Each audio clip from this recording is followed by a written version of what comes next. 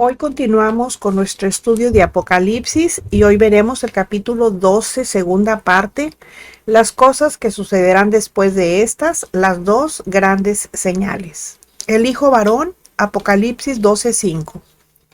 Y ella dio a luz un hijo varón que regirá con vara de hierro a todas las naciones, y su hijo fue arrebatado para Dios y para su trono. La mujer dio a luz a su Mesías. Dicho de otro modo, de Israel surge el Mesías de Israel y de la iglesia. Este es el Cristo hombre ya glorificado, quien está destinado a ejercer un mando férreo a todas las naciones.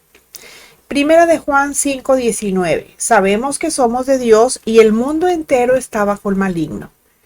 Cristo todavía no rige a las naciones, por eso lo que dice el texto, que regirá con vara de hierro a todas las naciones, se refiere a su regreso triunfal en gloria. Termina diciendo el texto, y su hijo fue arrebatado para Dios y para su trono. Ese Cristo nació por fin a la gloria que un día dejó para venir a redimir a este mundo de sus pecados. Ese nacimiento del Hijo de la mujer vestida con el sol es la entronización de Jesús a la diestra del Padre. Es la exaltación del Hijo del Hombre. Es el nacimiento del Mesías como Rey, cumplido cuando murió, resucitó y ascendió al cielo, dando cumplimiento a lo escrito en el Salmo 2:7 que dice: Mi hijo eres tú, yo te engendré hoy. Hebreos 10:12-13. Pero Cristo, habiendo ofrecido una vez para siempre un solo sacrificio por los pecados, se ha sentado a la diestra de Dios, de ahí en adelante esperando hasta que sus enemigos sean puestos por estrado de sus pies. Es decir, muy a pesar del diablo, el Hijo de la mujer nació a la gloria e inmediatamente fue arrebatado para Dios, fue ascendido a los cielos, y dice la Escritura que Cristo está sentado a la diestra del Padre en el cielo, pero cuando regrese en gloria a la tierra, las cosas van a cambiar. Oseas 6:2 dice: nos dará vida después de 2 días, en el tercer día nos resucitará y viviremos delante de él.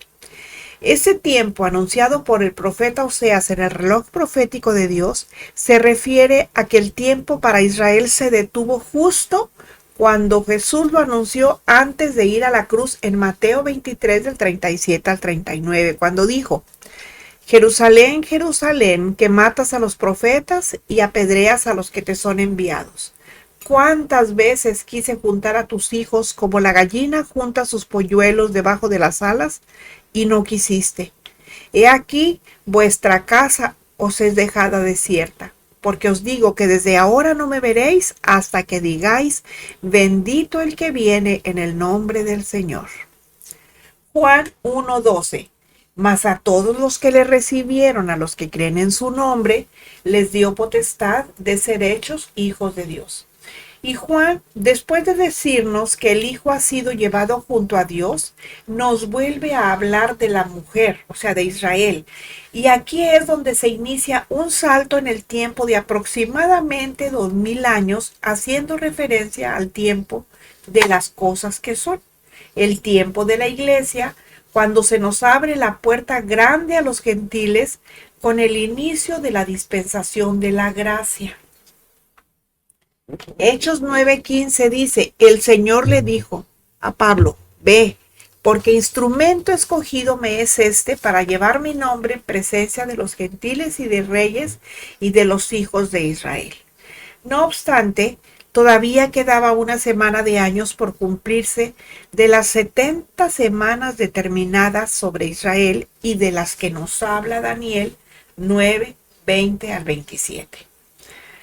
Zacarías 13:8 y 9 dice: y acontecerá en toda la tierra, dice Jehová, que las 2/3 partes serán cortadas en ella y se perderán, mas la tercera quedará en ella, y meteré en el fuego a la tercera parte, y los fundiré como se funde la plata, y los probaré como se prueba el oro. Él invocará mi nombre, y yo le oiré y diré: pueblo mío. Y él dirá: Jehová es mi Dios. ¿Toda la nación de Israel en pleno huirá al desierto? Esa es una pregunta. No, solo el remanente que será salvo en la gran tribulación. A ellos son a quienes probará. Posiblemente serán solo una tercera parte de toda la nación de Israel, porque no todos los que se dicen judíos lo son verdaderamente, sino solamente los que son fieles. Romanos 2, 28 y 29 dice, pues no es judío el que lo es exteriormente, ni es la circuncisión la que se hace exteriormente en la carne, sino que es judío el que lo es en lo interior, y la circuncisión es la del corazón, en espíritu, no en letra, la alabanza del cual no viene de los hombres, sino de Dios. La circuncisión del corazón afecta toda la naturaleza del hombre, porque del corazón mana la vida, y tanto la naturaleza espiritual como la natural son afectadas y transformadas, llevando a tener una vida de obediencia a Dios. La mujer, lo que sigue, vamos a hablar de la mujer es resguardada. ¿Dónde? En el desierto. Apocalipsis 12:6 dice, y la mujer huyó al desierto. La mujer tendrá que huir porque será perseguida por el dragón, el diablo, ya que Cristo está a punto de consumar su obra.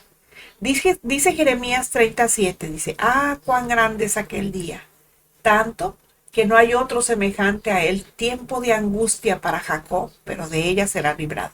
Recuerden que a Jacob se le cambió el nombre por Israel, por lo tanto aquí se refiere a Israel. El anticristo primero tomará a Israel como plataforma, pero esta nación da un remanente fiel que lo desafía, y esto le hace tomar represalias contra la nación judía. Así que el Israel de Dios, representado por esa mujer vestida del sol, va a ser resguardado y protegido por Dios mismo, ya que será tiempo de angustia para Jacob, o sea, para Israel, pero al final será librado. Recordemos que Israel es clave para establecer el reino de Dios. Y luego dice, y la mujer huyó al desierto, donde tiene lugar preparado por Dios. Isaías 16, 1 al 5 dice, enviad cordero al Señor de la tierra, desde Sela del desierto al monte de la hija de Sión, y cual ave espantada que huye de su nido, así serán las hijas de Moab en los vados de Arnón. Reúne consejo, haz juicio, pon tu sombra en medio del día como la noche, esconde a los desterrados, no entregues a los que andan errantes.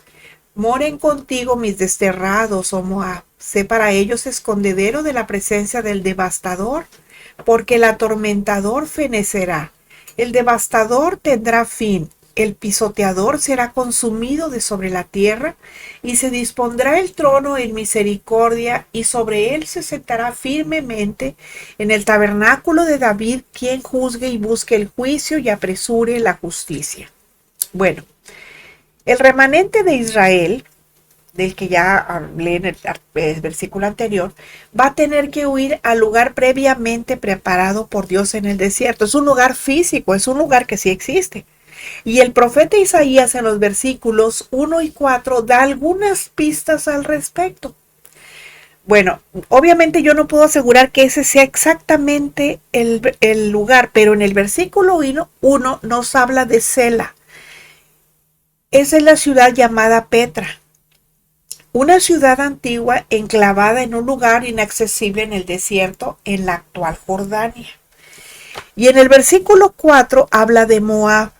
Los moabitas eran un pueblo semita. Ellos descendían de Sem, que se establecieron en Mesopotamia, que hoy es Irak, y el oriente al este del Mar Muerto, en la actual Jordania, antes del primer milenio antes de Cristo. O sea, no, puede ser que no sean exactamente esos dos lugares, pero a lo que me refiero es que se trata de lugares físicos, de lugares que realmente existen. Bueno, eso no se sabe a ciencia cierta. Lo que sí se sabe es que los dos lugares están en el desierto, en la actual Jordania, y que en el tiempo preciso el remanente sabrá dónde deberá ir. De hecho, fíjense, para aquel tiempo se esperan muchas manifestaciones del poder de Dios sobre su pueblo. O sea, va a haber otra vez señales y milagros que era para que ellos pudieran creer en Cristo, Él hacía prodigios y milagros y señales y todo. Y cuando la iglesia ya no fue así, ya fue por fe. Pero para ellos va a volver a haber manifestaciones del poder de Dios para que puedan creer. Al lugar que Dios mismo ha preparado para ellos en el desierto, va a tener que huir para esconderse y para que sean protegidos soberanamente, ya que cuando la bestia anticristo se quite la máscara de bondad y aparezca tan feroz como es y se siente en el trono de Dios haciéndose pasear por Dios, se iniciará el tiempo de la gran tribulación, o sea, los últimos 3 años y medio. Y el tiempo de huida y protección de la mujer va a ser de 1260 días, 3 años y medio. Esto demuestra que el plan cuidadoso de Dios obra en la segunda mitad de la semana de 7 años. Ese va a ser el cumplimiento de lo que Jesús ya dijo en Mateo 24 del 15 al 21. ¿Qué dice? Dice, por tanto, cuando veas en el lugar santo la abominación desoladora de que habló el profeta Daniel, el que le entiende, dice, entonces los que estén en Judea huyan a los montes. El que esté en la azotea no descienda para tomar algo de su casa, y el que esté en el campo no vuelva atrás para tomar su capa. Mas ay de las que estén encintas y de las que críen en aquellos días. Orad pues que vuestra huida no sea en invierno ni en día de reposo, porque habrá entonces gran tribulación, cual no la ha habido desde el principio del mundo hasta ahora, ni la habrá. Bueno, aquí hay otra señal de que esto es solamente para Israel, porque ellos eran los que guardaban el día de reposo. La iglesia no guarda el día de reposo. Entonces aquí se refiere solamente a Israel. Por eso, los que estén ahorita, que no sean israelitas y que no han recibido a Cristo, procuren hacerlo porque el día se va a llegar y ya no va a haber otra oportunidad. Apocalipsis 13, 3 y 4 dice, vi una de sus cabezas como herida de muerte, pero su herida mortal fue sanada y se maravilló toda la tierra en pos de la bestia. Y adoraron al dragón que había dado autoridad a la bestia, y adoraron a la bestia diciendo, ¿quién como la bestia? ¿Y quién podrá luchar contra ella? El tiempo exacto que durará el periodo más terrible de la humanidad será después que se dé de muerte a la bestia anticristo, el hombre de pecado, el hombre que murió de Apocalipsis 13, 3 y 12. Y que resucitó como la bestia imperio, imitando a nuestro Salvador, y que va a empezar a gobernar sobre la tierra en ese periodo. Bueno, ahora vamos a ver a Miguel contra el dragón. Y vamos a ir a Apocalipsis 12:7. Dice, después hubo una gran batalla en el cielo. Miguel y sus ángeles luchaban contra el dragón, y luchaban el dragón y sus ángeles. A mitad de la gran tribulación, Dios va a cambiar el rumbo contra Satanás. Primero en el cielo y luego en la tierra. Una batalla espiritual tendrá lugar para negar el acceso de Satanás en el cielo. Esta es una escena dramática de batalla entre los ángeles buenos, digamos, y los ángeles malos. Será una batalla entre iguales, entre el dragón que representa a Satanás, que no es la contraparte de Dios, porque Dios no tiene contrapartes. Y si alguien es la contraparte de Satanás, ese sería Miguel, quien parece ser el ángel en jefe, pero opuesto a los ángeles caídos, porque él es un ángel bueno. Miguel significa, ¿quién hay como Dios? Es un nombre que expresa alabanza y exaltación a Dios. Daniel 10:13 dice, mas el príncipe del reino de Persia, que es Irán en la actualidad, se me opuso durante 21 años, pero he aquí Miguel, uno de los principales príncipes, vino para ayudarme y quedé allí con los reyes de Persia. Insisto, Persia es la actual Irán. Ese es el nombre que lleva uno de los supremos arcángeles de Dios, Miguel, uno de los principales príncipes. Él es el protector de Israel, es el gran príncipe que está de parte de los hijos de tu pueblo, Israel. De Daniel 12:1, en aquel tiempo dice, se levantará Miguel, el gran príncipe que está de parte de los hijos de tu pueblo, le dijo Gabriel a Daniel. Esta batalla ocurre en el medio tiempo del periodo de los 7 años, tal como lo describe Daniel 12:1, que dice: en aquel tiempo se le levantará Miguel, el gran príncipe que está de parte de los hijos de tu pueblo, y será tiempo de angustia, el cual nunca fue desde que hubo gente hasta entonces. Pero en aquel tiempo será libertado tu pueblo, todos los que se hallen escritos en el libro. Esto nos describe que será una batalla grande, verdadera. No va a ser cualquier cosa, porque será al máximo nivel evangélico. Y es la batalla de la que justamente nos habla Juan. Obviamente el campo de batalla no va a ser la tierra, va a ser el cielo, pero no el cielo donde está Dios, sino el primero y el segundo cielos, o sea, en la atmósfera de la tierra y en el sistema solar. Del tercer cielo, que es el cielo de Dios, Satanás y sus demonios hace mucho que fueron expulsados.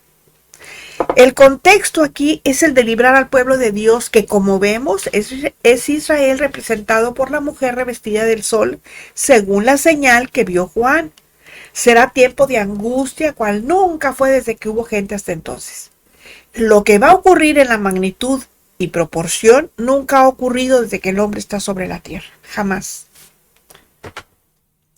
Vamos a ver aquí cómo Miguel inicia la ofensiva. Apocalipsis 12:7. Miguel y sus ángeles luchaban contra el dragón, y luchaban el dragón y sus ángeles. Hace ya mucho tiempo que el príncipe llamado Miguel, que era un ángel, está esperando la orden directa de Dios para arremeter contra el diablo y sus demonios. Él inicia la ofensiva porque Dios le da la orden. Y ante su ofensiva y la de sus huestes de ángeles guerreros que no vemos, pero que nos protegen del diablo, representado por la figura del dragón, contraataca con sus ángeles caídos, que un día antes de ser expulsados, al hallárseles infieles a Dios, estuvieron compartiendo las glorias y excelencias del cielo con los ángeles que permanecieron fieles a Dios hasta que fueron. El pasaje nos da a entender que la lucha será reñida.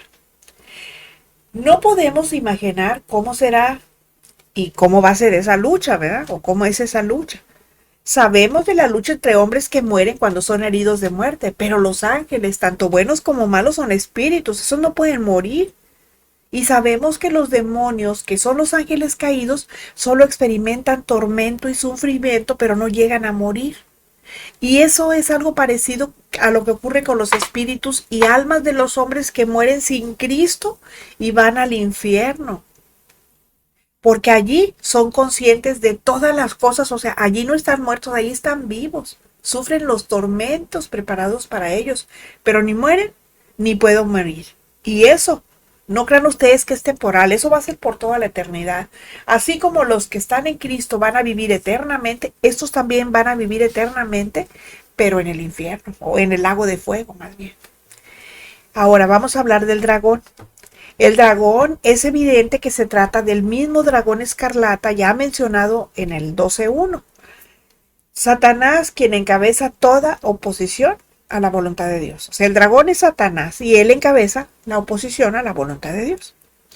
Apocalipsis 12:8 dice: pero no prevalecieron, ni se halló ya lugar para ellos en el cielo.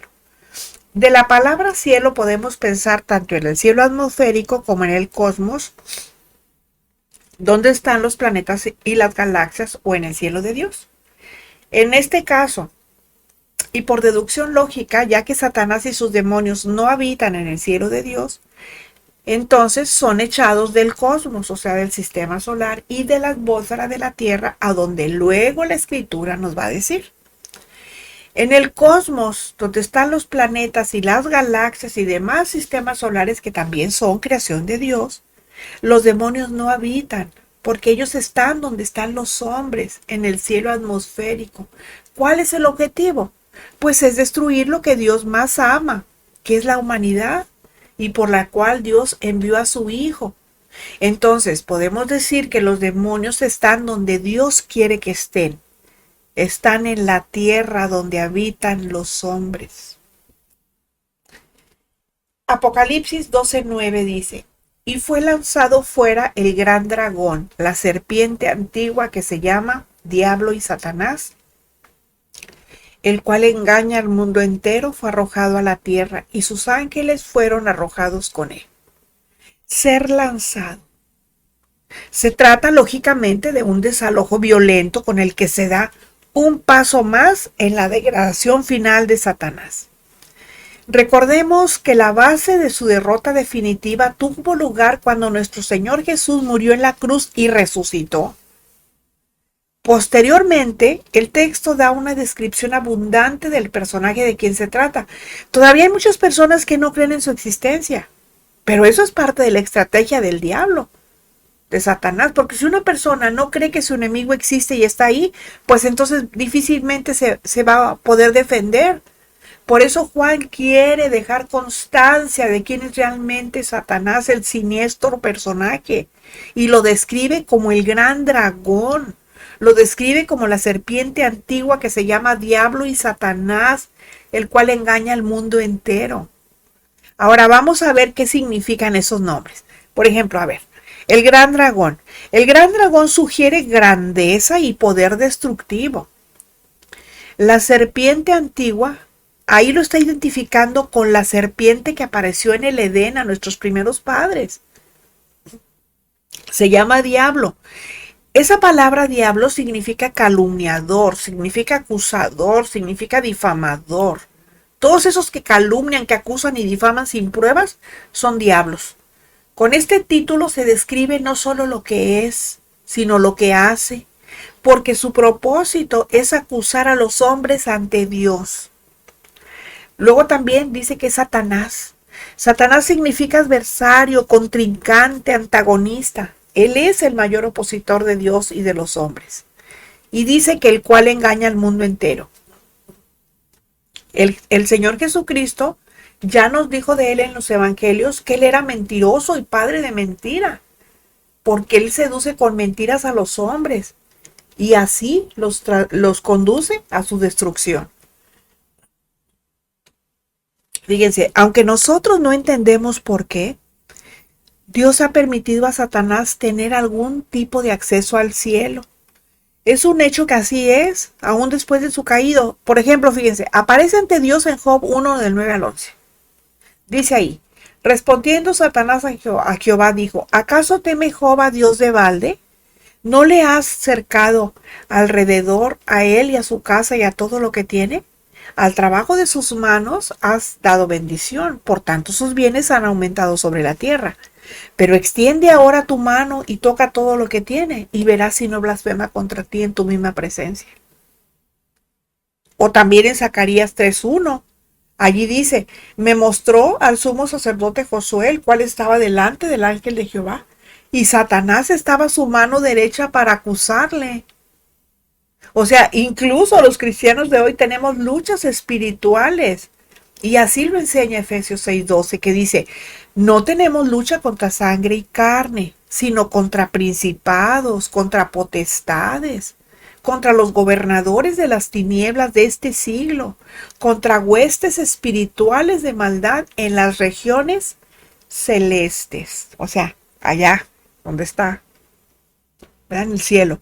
Porque Satanás sigue teniendo acceso al cielo y continúa acusando a los creyentes ante Dios.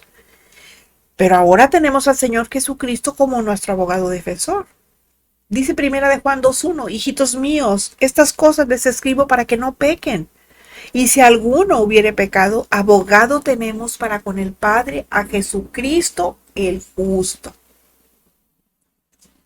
Dice Lucas 10:18.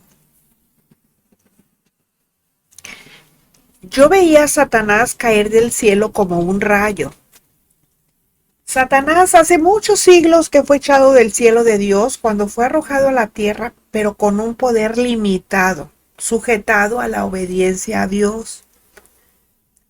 A nosotros no nos puede tocar, no nos puede hacer nada, a menos que Dios le dé permiso. Eso sucedió con Pedro. ¿Se acuerdan cuando le dijo, Satanás os ha pedido para zarandearos? ¿Qué dice? ¿Pero qué le dijo el Señor? Dijo, pero yo he orado para que tu fe no falte. ¿Sí se acuerdan? Bueno, Job 1:12 dice, dijo Jehová a Satanás, he aquí todo lo que tienes está en tu mano, solamente no pongas tu mano sobre él. Y salió Satanás de delante de Jehová. Se fijan, este es otro ejemplo, igual al de Pedro. Aquí le pidió permiso a Dios y Dios le dijo, sí, está bien, pero no ponga su mano sobre él. O sea, le dio un poder limitado. Bueno, dice que Satanás fue arrojado a la tierra. Este es el siguiente paso. Satanás es echado fuera del cielo físico y arrojado a la tierra junto con sus ángeles después de la batalla con Miguel y los suyos. Pues eso va a suceder ya después de que se peleen ellos, de que se haya esa lucha. Ahora su destino momentáneo es la tierra. Y si ahora existe el mal a causa de los demonios que andan por todos lados, ¿qué ocurrirá cuando todos estén sobre este planeta? Porque además habrán sido soltados los que están encerrados en el abismo. ¿Sí se acuerdan que eso lo vimos en Apocalipsis 9, 2 y 3? Miren, cuando todos los demonios estén sueltos en este planeta, la norma va a ser el caos, a todos los niveles. Apocalipsis 20:10 dice, y el diablo que los engañaba fue lanzado en el lago de fuego y azufre, donde estaban la bestia y el falso profeta, y serán atormentados día y noche por los siglos de los siglos. Bueno, ya después de que pase toda la pelea con la lucha con Miguel, va a ser echado al lago de fuego, como dice el texto. Más adelante va a ser atado y va a ser encerrado en el abismo por 1000 años y finalmente ser echado al lago de fuego y azufre, donde va a ser su morada eterna. Y sus ángeles fueron arrojados con él. Esto nos quita el velo para que podamos ver que en este mundo hay seres espirituales poderosos que participan en el conflicto espiritual. Y aunque no se nos indica cuál es la causa concreta, por el contexto, podemos deducir que el conflicto es entre las potencias angelicales leales a Dios y las que se le oponen y que tienen que ver con sus propósitos en este mundo de cara a ¿qué? Al establecimiento de su reino. Eso nos indica que los espíritus demoníacos sí son ángeles caídos y son aquellos que se unieron a Satanás en su rebelión en contra de Dios. Estos son sus ángeles y son los mismos descritos como la tercera parte de las estrellas del cielo, que ya nos describe Apocalipsis 12:4. Como Satanás solamente sacó la tercera parte, significa que las 2/3 partes restantes permanecieron fieles a Dios. Apocalipsis 12:10 dice, entonces oí una gran voz en el cielo que decía, ahora ha venido la salvación, el poder y el reino de nuestro Dios y la autoridad de su Cristo, porque ha sido lanzado fuera el acusador de nuestros hermanos, el que los acusaba delante de nuestro Dios día y noche. Dice el texto que Juan escucha una gran voz en el cielo. Aunque no se identifica su origen, pues lo más probable es que sea la voz de un ser redimido que ha sido ascendido y glorificado. Un santo vestido de vestiduras blancas que alaba al Señor en el cielo y que se identifica con los acusados por el diablo, a quienes llama hermanos. Dice una gran voz en el cielo que decía, refiriéndose a sus consiervos que todavía no están en el cielo, porque son los que se van a ir convirtiendo en la tribulación y están siendo perseguidos, martirizados y muertos. Dice Hebreos 9:22, y casi todo es purificado según la ley con sangre, y sin derramamiento de sangre no se hace remisión. De manera que ellos han vencido al diablo a través de su muerte, a través del derramamiento de su propia sangre, que es el derecho legal para vencer y declarar victoria frente a Satanás. Ahorita, Cristo fue quien dio su sangre por los pecados de todo aquel que en él crea. Solamente de los que crean en él. Vino al mundo, sí. Dice, para que todo el mundo sea salvo, sí, pero no todo el mundo, sino de los del mundo que lo acepten, nada más. A ellos son a quienes llama hermanos. porque ellos han recibido y han aceptado el evangelio del reino, pero que siguen en la tierra y son acusados día y noche por el diablo. Y el que sea la voz de un ser redimido en el cielo, hablando de los hermanos en la tierra que esperan, es una prueba más de que la iglesia efectivamente ya ha sido arrebatada.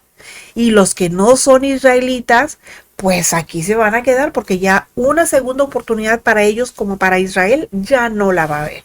Así que el que no sea israelita, que no sea judío ahorita, pues es la oportunidad que tiene, porque la escalera se va a subir y ya no va a haber por dónde suba al cielo, porque la única manera es recibir a Cristo como el Salvador.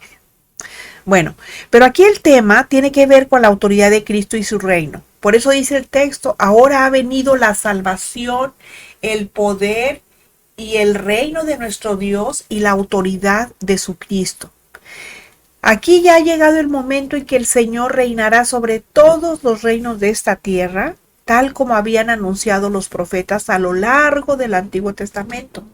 Pero no solo va a reinar, también va a manifestar la plenitud de la salvación y la victoria que Él ha conseguido para quienes creen en Él. Por lo tanto, la razón para esta alabanza es porque los creyentes ven la proximidad de la venida del reino de Dios, algo que se garantiza con la expulsión de Satanás y sus ángeles del cielo, porque ha sido lanzado fuera el acusador de nuestros hermanos, el que los acusaba delante de nuestro Dios día y noche, dice el texto. Ahora, no es la derrota final de Satanás, pero su expulsión indica que ya le queda poco tiempo. Job 1:10. Respondiendo Satanás a Job, dijo: ¿acaso teme Job a Dios de balde? ¿No le ha acercado a él y a su casa y a todo lo que tiene? Al trabajo de sus manos has dado bendición. Por tanto, sus bienes han aumentado sobre la tierra. Ese acusador es el mismo diablo quien tiene como ocupación, como trabajo, acusar a sus hijos ante Dios. El acceso que el diablo tenía a la presencia de Dios a manera de audiencia que se le concedía y que todavía se le concede, va a dejar de ser cuando Miguel con sus huestes intervengan y Satanás como acusador termine y se ha echado de su acceso al cielo. Dice Isaías 44:8, no hay Dios sino yo, no hay fuerte, no conozco ninguno, dice el Señor. En ese momento, la oposición real del maligno contra la voluntad de Dios, pero no contra Dios, se acaba. Y su oposición solo es contra la voluntad de Dios. Pero esto no significa que el diablo y sus demonios estén en el cielo. No hay ni un solo demonio en el cielo. Significa solamente que tiene acceso a la presencia de Dios para acusarnos de día y de noche. Miren, de aquí yo saco una lección práctica. Lo que tenemos que hacer es vivir vidas rectas y sin mancha ante Él para no darle razones al diablo para que nos acuse ante Dios.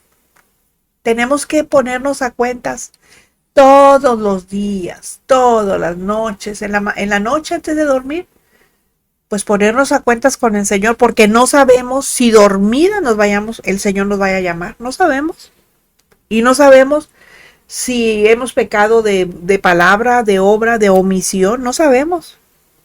Entonces, hay que ponernos a cuentas con el Señor para no darle razones al diablo para que nos acuse ante Él. Imagínense. Apocalipsis 12:11 dice, y ellos le han vencido por medio de la sangre del Cordero y de la palabra del testimonio de ellos, y menospreciaron sus vidas hasta la muerte. Aquí se celebra la victoria de los creyentes frente a las acusaciones de Satanás. Satanás ha perdido la batalla, pero los creyentes reconocen que esta victoria se la deben al Cordero, quien por medio de su sangre les ha limpiado de todo pecado, y todas las acusaciones de Satanás quedan anuladas. Este es el único fundamento de nuestra victoria sobre el maligno. Por eso les digo, para que las acusaciones de Satanás queden anuladas, hay que ir con nuestro abogado, que es nuestro intercesor ante Dios, para que nos limpie de todo pecado. Dice el texto, dice, ellos le han vencido por medio de la sangre del Cordero. La sangre vence las acusaciones de Satanás y el énfasis pues es la muerte de Jesús, porque no solamente sufrió, sino que realmente murió dando su sangre por medio de la cual nuestros pecados han sido expiados. Efesios 1:7 dice, en quien tenemos redención por su sangre, el perdón de pecados, según las riquezas de su gracia. Las acusaciones de Satanás en nuestra contra no significan nada porque Jesús pagó el precio de la pena que nuestros pecados merecían y nos ha justificado por medio de su obra en la cruz. Aquí considero importante decir que no debemos de tener a la sangre de Jesús como un asunto supersticioso, porque no es una poción mágica. Si así fuera, pues entonces los romanos que lo condenaron a muerte y fueron salpicados con su sangre, habrían sido salvos automáticamente. Por eso de que vamos a orar a la sangre de Cristo, ¿qué es eso? Eso no es bíblico, la Biblia no manda eso. Aquí de lo que nos habla la sangre es de la muerte física real de Jesucristo en nuestro lugar. Esa muerte y juicio en Cristo es lo que nos salva. Y no debemos usarla de manera egoísta como si fuera una almohada para descansar de nuestras preocupaciones. No, nosotros debemos usarla como un arma para rendir nuestros pecados a Dios.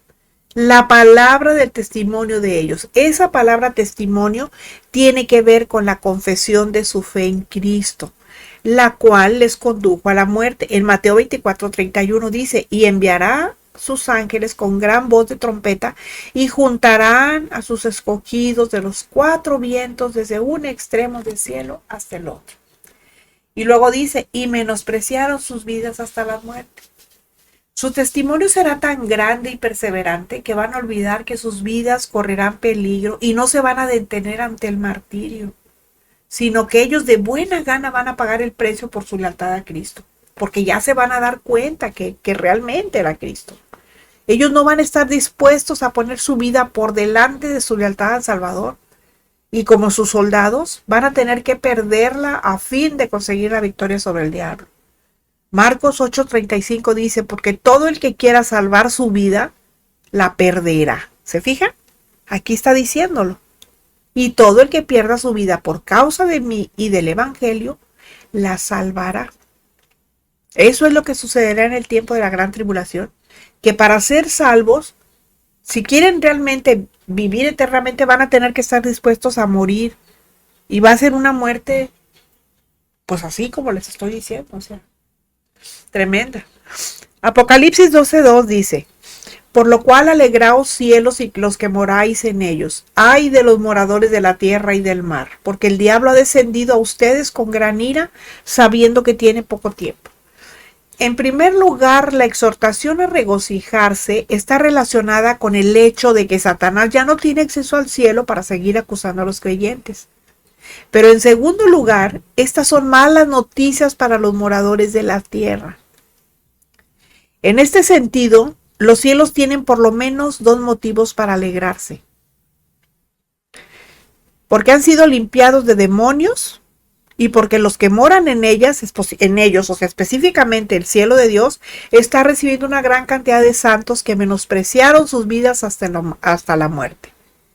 Pero ahora viene la malaventuranza, digámoslo así, que dice, ay de los moradores de la tierra y del mar, porque el diablo ha descendido a vosotros con gran ira, sabiendo que tiene poco tiempo. Ay, moradores de la tierra y el mar. Esta expresión se refiere a quienes tienen su mirada en las cosas de este mundo. Miren, se refiere a los que no tienen a Cristo, pues, y que tienen su mirada puesta en las cosas de este mundo, como la mujer de Lot. En Génesis 19:26 dice, la mujer de Lot miró atrás a espaldas de él y se volvió estatua de sal cuando salían de Sodoma y de Gomorra. Es decir, son todas las personas que rechazan a Jesús y no pueden alegrarse, por al menos 2 motivos. No tienen la vida porque lo han rechazado. Dice primera de Juan 5:12, el que tiene al Hijo tiene la vida, el que no tiene al Hijo de Dios no tiene la vida. Y el diablo, quien es homicida desde el principio, de Juan 8:44, quien fue echado de los cielos, está junto con todos sus demonios en plena ira, o sea, está enojado, así furibundo, efervesciendo así de furia, que va a descargar contra los hombres sin Dios. ¿Por qué? Pues porque sabe que tiene poco tiempo y va a venir a la tierra decidido a derramar su ira y a hacer todo el mal que pueda. Su poder es real y es aterrador, pero no porque él vaya a triunfar, sino porque sabe que está derrotado y tiene poco tiempo. Miren, él va a derramar su ira para destruir. Es como un animal herido y arrinconado que pelea ferozmente. En este sentido, la expresión gran ira proyecta la ira de arder, o sea, de hervir de ira. Es como si el dragón fuera una olla hirviendo que se percibe su furia incontrolada. Dios ha impuesto limitaciones a su libertad de movimiento, pero no se rinde porque es un ser depravado hasta lo máximo. Ese ay no solo es una exclamación al ver todo el horror que se avecina, es más bien una advertencia más a las gentes de la gran tribulación para que se arrepientan de sus pecados y se vuelvan a Dios. El diablo tiene un motivo. Sabe que ya le queda muy poco tiempo para dejar de ser el príncipe de este mundo. Y en este punto ya ha entendido que la proclamación de que el reino de este mundo ha venido a ser del Señor y de su Cristo, que está en Apocalipsis 11:15, es una realidad que no puede ocultar ni negar. Bueno, ahora vamos a ver el afán destructor del diablo. Y nos vamos a ir a Apocalipsis 12:13. Dice así: y cuando vio el dragón que había sido arrojado a la tierra, persiguió a la mujer que había dado a luz al hijo varón.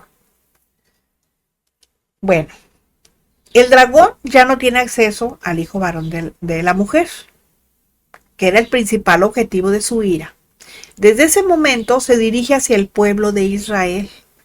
A través de los siglos, el pueblo de Israel ha sufrido más odio y persecución que cualquier otro pueblo. Eso confirma lo que aquí se anuncia, pero debemos aclarar que detrás de todo este sufrimiento está Satanás. De algún modo, él es el principal promotor, y ya que no puede atacar directamente al hijo de la mujer, bueno, pues entonces busca hacerle daño a través de la mujer. Hechos 9:5 él dijo, ¿quién eres, Señor? Y le dijo, yo soy Jesús a quien tú persigues. Dura cosa te es dar coces contra el aguijón, o sea, dura cosa te es patear al aguijón. Después que Satanás, el diablo, es despojado de todo poder y echado a tierra, solo busca destruir al pueblo de Israel. Pero ¿por qué Satanás ataca a Israel? Esta pregunta no es solamente para la gran tribulación, sino de toda la historia de vida del pueblo escogido por Dios. La razón es que Israel, desde el tiempo de Abraham, ha tenido un rol protagónico en el plan de redención de Dios. Ha sido el protagonista, el protagonista. Porque Israel es el pueblo escogido y la iglesia somos invitados. Y los invitados no siempre estamos allí, en la casa del dueño, porque nada más nos invita un tiempo. Por eso la iglesia nada más va a estar aquí un tiempo y se va, ¿verdad? Porque es llamada, se va a ir, pero los que no quieren entrar en la iglesia de Cristo, pues esos se van a quedar. Bueno, Israel es el pueblo escogido y es esencial para su propósito en la eternidad. Y el hecho de que ese pueblo nació Jesús el Mesías, a quien odia tanto, pues hace que lo ataque, porque sabe que si tiene éxito, el plan eterno de Dios va a ser frustrado. Apocalipsis 12:14 dice, y se le dieron a la mujer las 2 alas de la gran águila para que volase de delante de la serpiente al desierto, a su lugar donde es sustentada por un tiempo y tiempos y la mitad de un tiempo. La furia se derrama en contra de Israel. Después de la abominación desoladora a los 3 años y medio, marcando con eso el punto medio de la semana 70 de Israel, de la cual Jesús habló en Mateo 24 del 15 al 22, hablando en términos que distinguían a los judíos, por ejemplo, azotea, orad, pues, que vuestra huida no es en invierno ni en día de reposo. Y este pasaje describe la furia de la cual Jesús les dijo que huyeran. Las 2 alas aquí se utiliza una metáfora que ya había sido usada en relación al pueblo de Israel cuando de forma milagrosa fueron sacados de la esclavitud de Egipto. Lo vemos en Éxodo 19:4 cuando dice: vosotros visteis lo que hice a los egipcios y cómo os tomé sobre alas de águilas y os he traído a mí. De tal manera que las alas significan protección de parte de Dios. Eso quiere decir que el Israel de Dios será soberanamente protegido durante ese tiempo. Dios promete que así como cuando sacó a su pueblo de Egipto, nuevamente lo llevará a un lugar seguro donde será cuidado por él, por un tiempo y tiempos y la mitad de un tiempo. Esta será exactamente la duración de la segunda parte de la última semana que, como ya hemos visto, tiene que ver con la gran tribulación por la que pasará Israel en el futuro, o sea, los 3 años y medio finales. Pero esta huida ante las fuerzas de Satanás no es nada nuevo.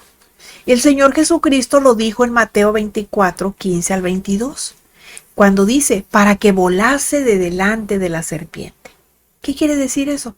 Para que volase lejos del rostro de la serpiente.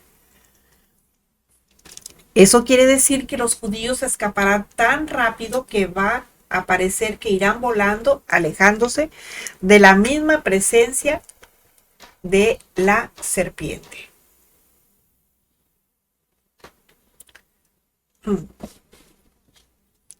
Bueno, Dios promete que así como cuando sacó a su pueblo de Egipto, nuevamente lo va a llevar a un lugar seguro donde será cuidado por él, ¿verdad?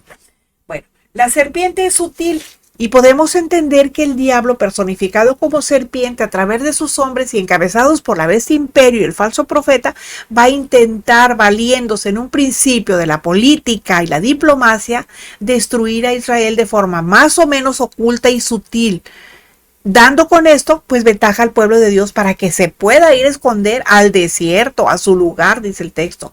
O sea, existe un lugar físico en el desierto, le está diciendo, un lugar a salvo del mundo y de su príncipe. Ese lugar es un lugar expresamente preparado por Dios, ¿verdad? Bueno, eso se los dice en Isaías 26, 20 al 21.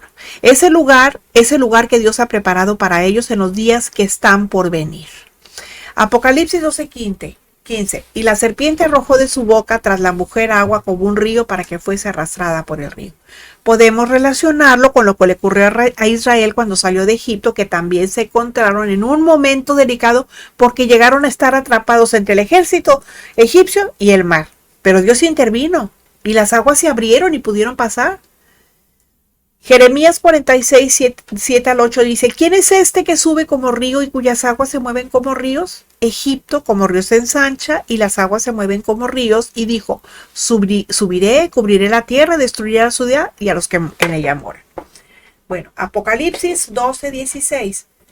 Pero la tierra ayudó a la mujer, pues la tierra abrió su boca y tragó el río y el dragón había echado de su boca. Puede ser que aquí se manifieste del todo la soberanía de Dios en un acto sobrenatural.